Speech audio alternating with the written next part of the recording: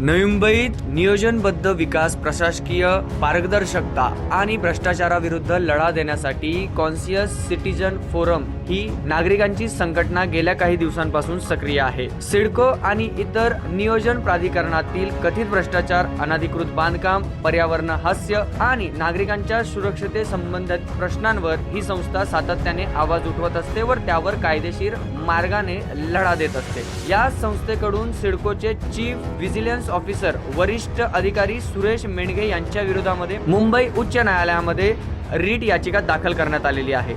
याचिकेत सुरेश मेंढगे हे दीर्घकाळ नवी मुंबईतील झोनमध्ये नियुक्त असल्याने नियमांचे उल्लंघन होत असल्याचे आरोप करण्यात आलेले आहेत. तसेच एकच अधिकाऱ्याकडे निरीक्षण आणि अंमलबजावणीचे अधिकार केंद्रित झाल्याने हितसंबंध संघर्ष निर्माण होत असल्याचे असून यामुळे नवी मुंबईत अनधिकृत बांधकामावर ठोस कारवाई होत नसल्याचा दावा करण्यात आलेला आहे. या याचिकेद्वारे न्यायालयाकडे सुरेश मेंढगे यांची तात्काळ बदली, स्वतंत्र व निष्पक्ष चौकशी आणि जबाबदार अधिकाऱ्यांवर कठोर कारवाई करण्याची मागणी करण्यात येत आहे. दरम्यान या प्रकरणावर वरिष्ठ अधिकारी सुरेश मेंढगे यांची प्रतिक्रिया घेतल्यास त्यांनी असे सांगितले, सध्या ट्रेनिंगमध्ये असल्याने या प्रकरणाशी आपला काहीही थेट संबंध नाही. आपल्याला मुद्दाम या प्रकरणामध्ये गोंगावले जात असल्याचे सुरेश मेंढगे यांनी सांगितलेले आहे.